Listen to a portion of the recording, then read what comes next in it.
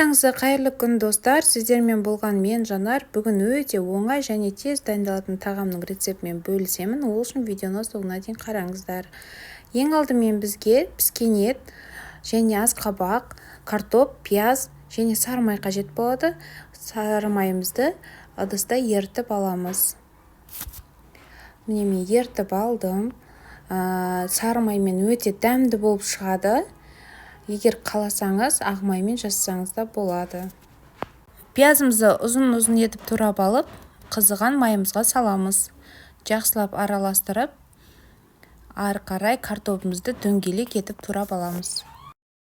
Пиязымыздың үстіне картопты салып, жақсылап араластырып, 5 минутқа қуырамыз.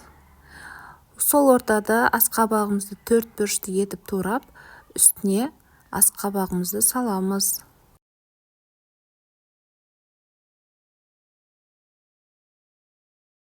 Екеуін араластырып, жақсылап тұз керегінше бұрыш қоссаңыздар болады. Мен тек қана тұз қостым. Өздерің қалауларыңызша дәмдеуіштерді қосып жасасаңыз болады. Ал енді кезекте үстіне менде піскен ет, осындай морозильниктен шыққан, жаңағы ет асқан кезде қалып кеткен еттер болса, дәл осылай жасасаңыз болады. Үстіне азғантай су құйып, тұзымызды сеуіп, және бетін жауып, жарты сағатқа орта отта пісіреміз. Суды көз мөлшермен құйдым. Сіздер де өз пісіріп жатқан картоптарыңыздың көз мөлшермен жарты қылып су құйсаңыз, соның өзі жеткілікті.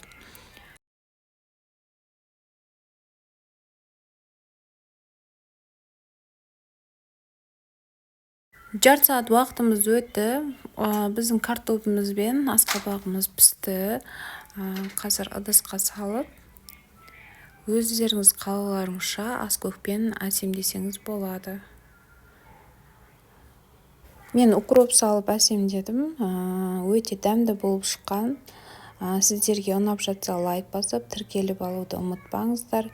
Сұрақтарыңыз болса, комментария қалдырыңыздар. Міндетті түрде жауап беруге тырысамын. Өте дәмді және тез дайын болатын осындай пайдалы асты дайындап көруге кеңес беремін. Сіздермен болған мен Жанар. Ас болсын.